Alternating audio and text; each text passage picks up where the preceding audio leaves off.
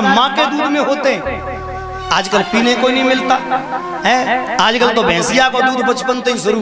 तुमने देख भैंस होते आलसी, कबू देखियो गड्ढा में पड़ी है तो पड़ी है। आलसी भैंस को दूध पियेंगे तो आलसी तो बनेंगे ही। माँ के दूध में शक्ति होती है। देखो क्यों लड़ाई है या फिर देखो कहते ने माँ को दूध पियो तो नहीं करे, जाने पियो बोतल को वो कैसे नहीं करे हो। तो बहन भाइयों क्या सुंदर भाव, सुनीति मैया अपने बच्चे को शिक्षा दे रही है। मेरे भैयाओ कथाएं शिक्षा देती है, अपने बच्चे को समझाती है, मेरे बेटा ऐसे चलो ऐसे करो, अपने से बड़ों का सम्मान करो, ये सब आपकी जिम्मेदारी है भैया। और आपने जिम्मेदारी ना निभाई तो फिर समझ लियो, अगर जिम्मेदारी ना निभाई तो फिर गड़बड़ है। और कैसी गड़बड़ है मैं आपको बता दूं। 2 मिनट की बात और हुए, एक बात और सुन ले भावते।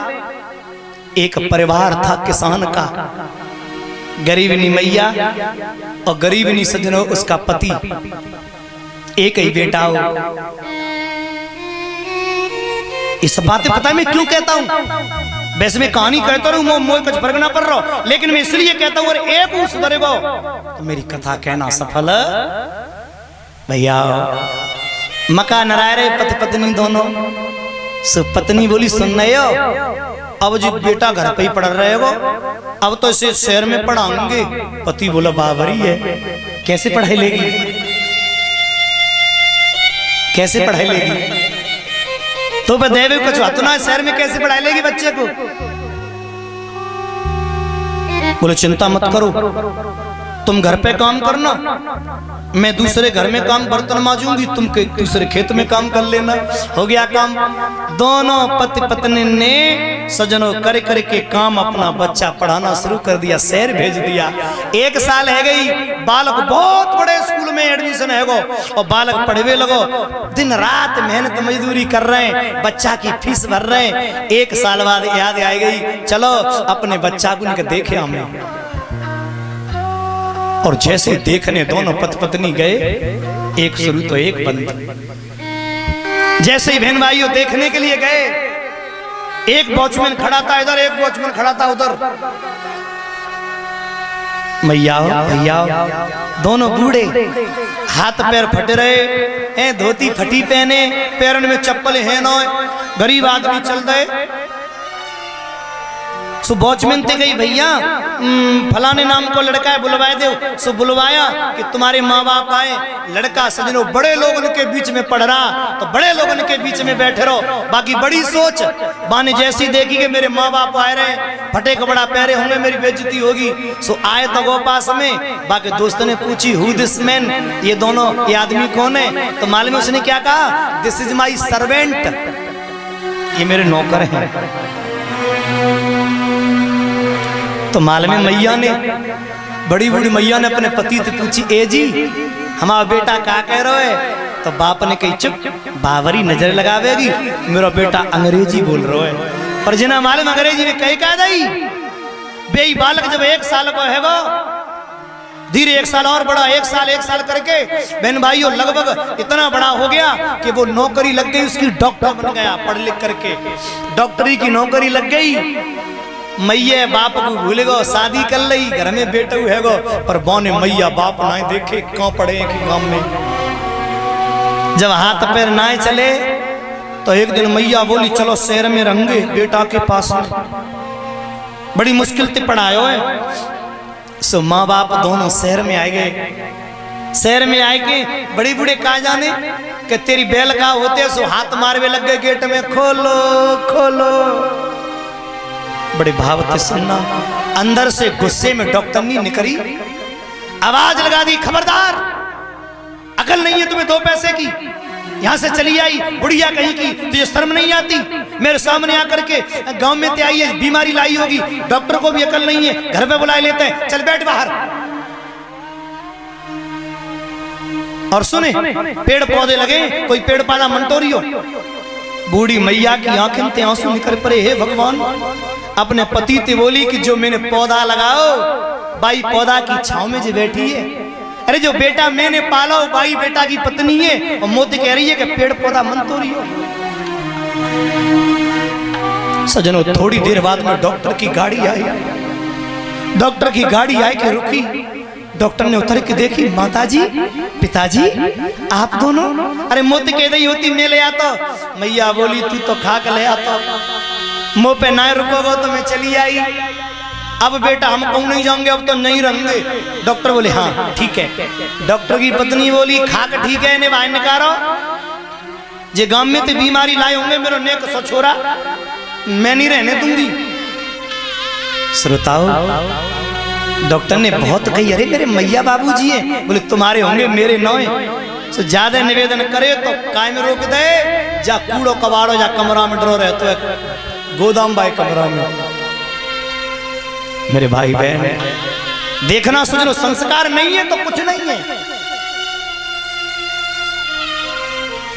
नाती ऊपर ते आयो और नाती ने आए कि अम्मा की गोद में बैठ गो, सो आग लग गई बहू को। बुढ़िया को मारो धक्का, बोले तो श्रमनाथ मर जा जाके कहूँ मेरे बेटे को तू बीमारी करेगी। शर्म के मारे बूढ़ी मैया चली गई, फिर लौट के नहीं आई। अब रह गए बाबा अकेले। धिय जमाई ले गए, बहू छीन ले पूत, बुढ़ा बुढ़िया रह गए बने भूत के भूत।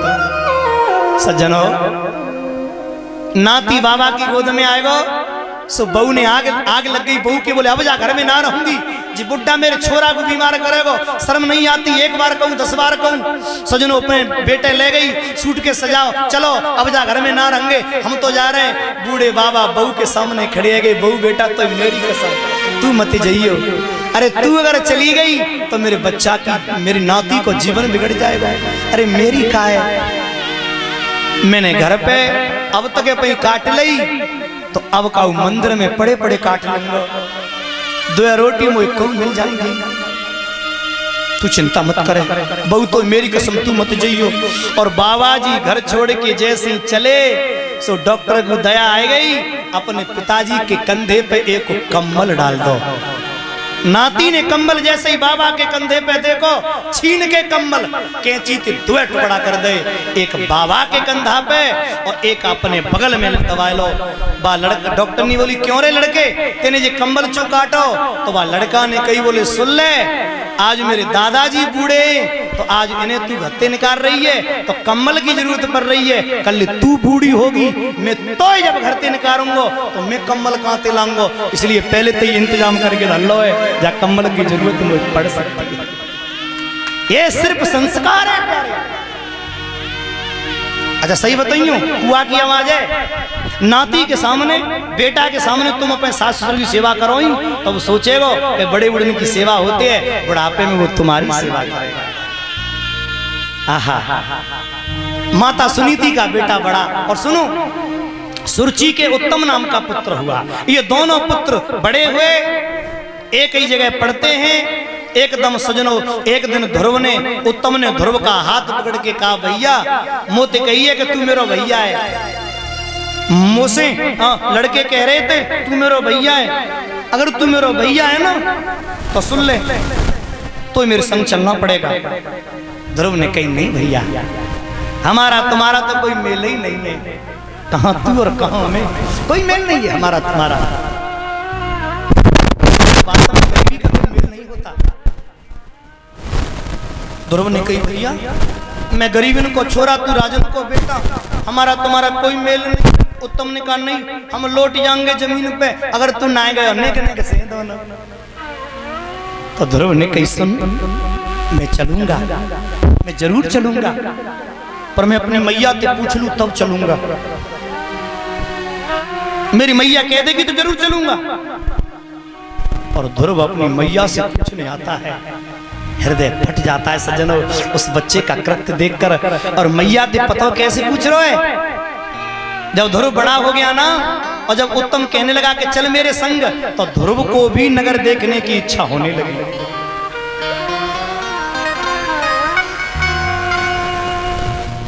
अपनी मैया के पास पहुंचा, झोंपड़ी के बाहर खड़ा हो गया, आवाज लगा दी मैया, और कैसे ऐसे झोली फैला ली आगे कुकर के हाथ। सुनीति बोली कौन? अरे मैया मैं ध्रुव, हाय मेरा बच्चा, क्या हुआ? ध्रुव कहाँ है तू? बोले मैया बाहर। और मैया बाहर निकल के आई तो क्या देखा कि झोली फैलाए खड़ो है। एक कार्यकर्ता, मैं ये नहीं कहता बच्चों को प्यार से डांटना नहीं, इनको आराम से, एक कार्यकर्ता खड़े है जा, हाँ बंधन के लगाए, तुमने देखी होगी, आप एक अकेले खड़े है जाओगे, बालक बंदर एक स्वभाव, तो जो ऊधम ना करेंगे, सुनो इनके जो बच्चे ऊधम कर रहे हैं ना, उनको प्रसाद नहीं मिलेगा, नाम लिख लो इनके, जो जो ऊधम कर रहे हैं इनके नाम लिख लो सब डायरी में, आज शाम को एक को प्रसाद मन देना। ये 500 रुपये महेंद्र सिंह दरोगा जी, गांव नगला लच्छी, ये व्यास मंच पर भेंट करते हैं। भगवान बहुत बहुत आनंद दे, राधे रानी कृपा दृष्टि बरसाए, धन धान से पूर्ण रखे। बड़े भाव तो सुनना सज्जनों, कितना सुंदर भाव, शांति से। बच्चे बैठ बैठ बैठ, इसका नाम लिखो, का नाम क्या है तेरा? भुरिया है, उधम मत करियो। हाँ मेरे प्यारे, वाह। देखो एक बात कहूं, कितना सुंदर आनंद है। जितनी कथा बची है वह मन से सुनो, बड़ी प्यारी है, बड़े भावते। ध्रुव जी अपनी मैया के सामने, झोपड़ी के सामने खड़े हो गए, हाथ अपनी झोली फैलाए गए, मैया मैया। मैया बोली हाय मैं मर जाऊं, मेरा बच्चा अकेला क्यों खड़ा है, क्या मांगता है बोल। मैया जो हम मांगेंगे सो दे दोगी। बोले हाँ मेरा लाल, आज तुम जो मांगोगे सो दे दोगी। तो ध्रुव जी बोले माँ अगर मैं जो मांगूंगा सो तू दे देगी, तो सुने मैंने तो से आज तक कुछ मांगा नहीं। सुनीति बोली बेटा मेरे पास दौलत नहीं है, मेरे पास, तेरी मैया के पास में दौलत नहीं है रे, तू तो जानता है 2 टिक्कर आवत है शाम को, 2 टिक्कर सवेरे। काउ दिन कोई महात्मा आ जाए ना, तो तेरी मैया जंगल में जाती है और सिला बीन के और कूट के पीस के भोजन खाती है। तेरी माँ के पास दौलत नहीं है, दौलत के अलावा तू मेरे प्राण भी ले ले, दे दूंगी। ध्रुव ने कहा माँ तू हमें ऐसे समझ रही है का? हम तेरे तो दुनिया की कोई चीज नहीं मांगेंगे मैया, हम ऐसी चीज मांगेंगे तू आराम से दे दे। मैया तू दे देगी? बोले हाँ। तो मालूम है क्या मांगा? ध्रुव जी रो गए। मैया मैंने राजा लोग नहीं देखे, मैया मैंने राजाओं की कचहरी नहीं देखी, मैंने राजाओं के महल नहीं देखे। मैया इनके महल बड़े अच्छे होते होंगे ना, मैया इनकी कचहरी तो बड़ी अच्छी होती होगी ना। ए माँ सुनना, राजाओं की गद्दी बड़ी गुदगुदी होती होगी ना। मैया मैंने देखी नहीं है, मैया मुझे आदेश कर देना, मैया मुझे बोलना, हम राजाओं को देख कर आते हैं। सुनीति मैया की आंखों में आंसू आ गया। जो राजाओं का फूल है, जो राजकुमार है, वो कह रहा है कि मैंने राजाओं के महल नहीं देखे। माता रानियां तो बहुत सुंदर होती होंगी ना, हमारी तुम्हारी तरह गरीब नहीं। सुनीति बोली मेरा हृदय फट जाएगा, मैं क्या करूं। जो महारानी का पुत्र है वो कह रहा है कि मैंने रानी नहीं देखी। सज्जनों समय सब करवाता है। सुनीति ने कहा मेरा बेटा तू जा रहा है, जा रहे, पर तुझे मेरी कसम मैं तेरे हाथ जोड़ती हूँ, वहां गद्दी होगी और जो राजगद्दी है ना, सुन सबसे पहले तो तेरे पिताजी होंगे वहां के राजा, उनको प्रणाम करना। और एक मौसी होगी, मौसी भी तो माँ होती है, उसको भी प्रणाम करना। और मौसी को प्रणाम करके मौसी के चरणों में सर रख देना। और मेरे बच्चे वहां का जो राजा वो तेरे पिता हैं, उनको दूर से प्रणाम मत करना, उनके चरणों में भी सर रख देना।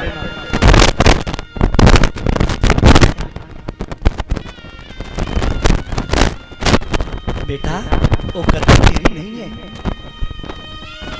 वो गद्दी तेरे लिए नहीं है, उस गद्दी पर मत बैठना, तेरी मौसी को बुरा लगेगा। ध्रुव जी बोले नहीं बैठेंगे, और ध्रुव जी चले। कभी हंसना है कभी रोना है, जीवन सुख दुख का संगम है। जीवन सुख दुख का संगम है। कभी पतझड़ है, कभी सावन है, ये आता जाता मौसम है। ये आता जाता मौसम है। ध्रुव जी चले जा रहे हैं और उत्तम ने ध्रुव जी का हाथ पकड़ लिया और दोनों हाथ में हाथ दे के यूं ऊपर हाथ उठाते खेलते चले जा रहे हैं, कुदकते चले जा रहे हैं। ध्रुव जी बड़े खुश हैं, आज पिताजी मिलेंगे, राजगद्दी देखेंगे हैं। पर मैया सुनीति समझ गई आज कुछ अजीब होने वाला है।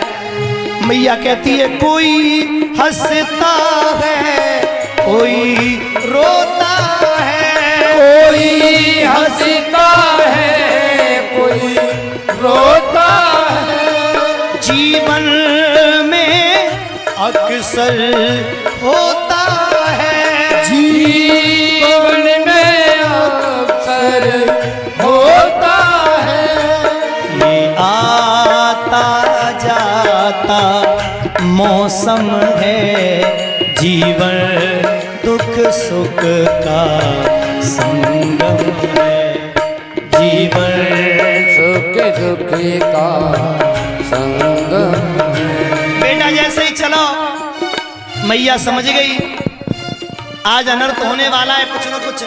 मैया बैठ गई, रोने लगी और कह रही है कि गरीब की कोई दुनिया नहीं होती। ये जिंदगी इस तरह से लगने लगे, जख्म दिखने लगे दीवारों से। जिंदगी इस तरह से लगने लगे, जख्म देखने लगे नाम से। अब छुपाने को अपना कुछ ना रहा, जख्म दिखने लगे दीवारों से। बेटा जैसे ही आगे बढ़ो, महल में प्रवेश करो, ध्रुव और उत्तम हाथ घुमाते जा रहे हैं। राजा गद्दी से नीचे उतर पड़ो। ए मंत्री, ए देखना, ए प्रधानमंत्री, ए सेनापति, एक मुख्यमंत्री, ए भैया देखो मेरे हंसन जैसी जोड़ी आ गई, मेरा युवराज आ गया, इस गद्दी का मालिक आ गया, अरे देखो मेरा बेटा आ गया। ध्रुव जी प्रणाम करते। राजा ने कहा यही तो मेरा बच्चा है, यही तो मेरा ध्रुव है, इस गद्दी का यही तो मालिक है। एकदम गोदी में लिया। ध्रुव जी बोले पिताजी नहीं, पिताजी नहीं, पिताजी मौसी को बुरा लगेगा, पिताजी नहीं, तुम्हें मेरी कसम गद्दी पे नहीं। उठा करके जो गद्दी पे बिठाया। किसी ने बड़ी अच्छी बात कही है, केसर की क्यारी करी,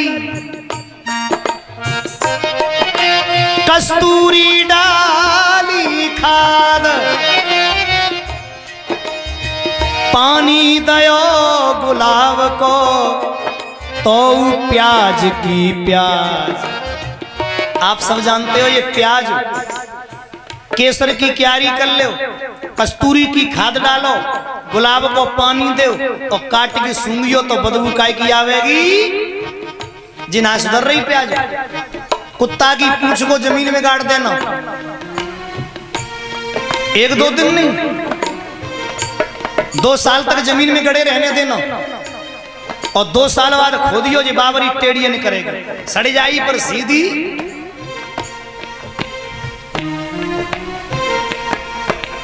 जिसकी बुद्धि विकृत है ना, आप कितना भी उसे धन दे देना उसकी बुद्धि नहीं सुधरेगी। वाह मेरे प्यारे, किसी ने कह दिया अरे सुरुचि, तेरे पुत्र को छोड़कर राजा ने तेरी सौत के पुत्र को गद्दी पर बिठा दिया है। सुरुचि को आ गई गुस्सा और दौड़ी दौड़ी सुरुचि चली आई। आकर के एकदा सुरुचे पुत्रम कामरोपन लालयन उत्तम नारुक्षतम ध्रुवम राजा विनंदत। आहा मेरे भैया आए के धक्का मार दो और बोलिए अरे ओ दुष्ट, तूने पराई स्त्री के गर्भ से जन्म लिया है, इसलिए गद्दी तेरे लिए नहीं है। अगर तू इस पर बैठना चाहता है तो मेरी कोख से जन्म ले। बालो अस पतनात मानम स्त्रीय गर्भ समृतम नूनम वेद भवान यस्य दुर्लभे अर्थे मनोरथः। जा रे, भगवान का भजन कर, तपस्या कर, फिर मेरी कोख से जन्म ले, तब तुझको ये गद्दी मिलेगी। भगवान बोले तेरा राम भला करे सुरुचि, तू तो मेरे बैकुंठ तू ज्यादा पवित्र है गई। आदमी सजनो भगवान का भजन क्यों करता है? मैया भगवान का भजन इसलिए करता है कि जन्म मौत से छूट जाए। और सुरुचि धक्का मारे कह रही है कि भगवान को भजन करे, मेरी कोख से जन्म ले। इसका मतलब तेरी कोख बैकुंठ तू पवित्र है का? ध्रुव जी के माथे में पत्थर लग गए, मेरे ध्रुव जी रोए पड़े।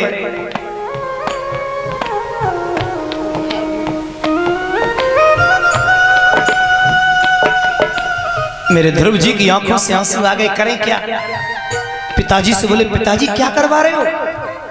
मौसी से आप कुछ कहते क्यों नहीं, मैंने क्या बिगाड़ा था?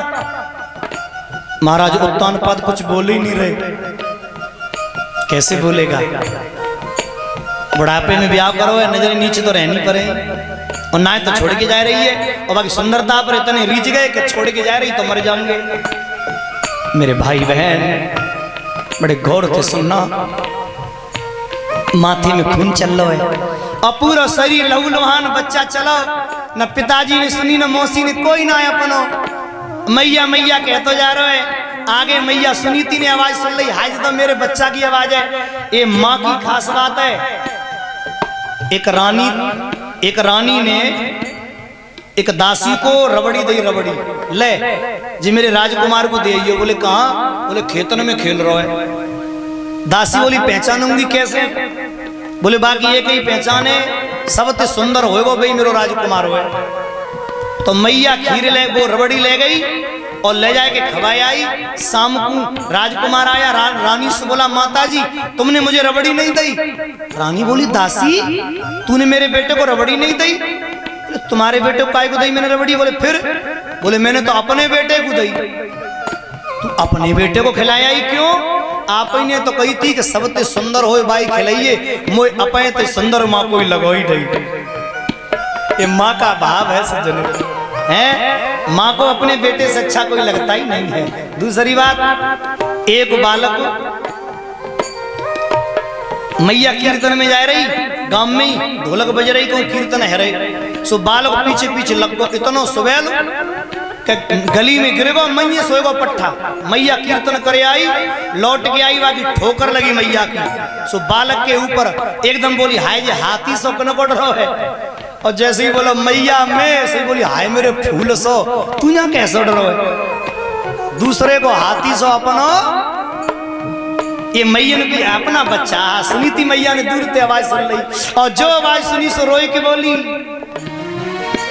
आजा तुझको पुकारे तेरी माँ, तेरी माँ तेरे, ओ मेरे बेटा क्या हालात है। आजा तुझको पुकारे तेरी माँ, तेरी माँ तेरे।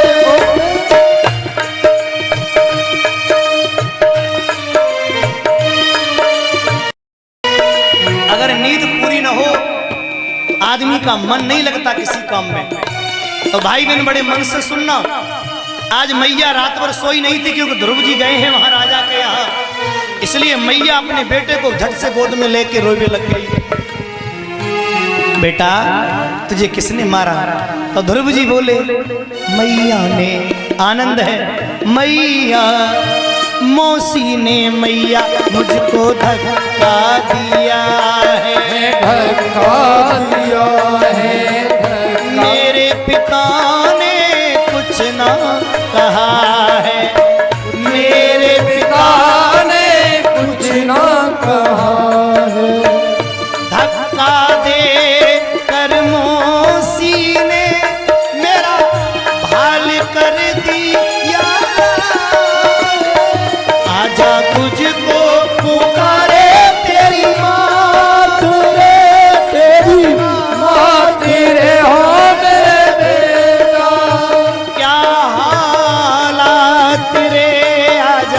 मुझको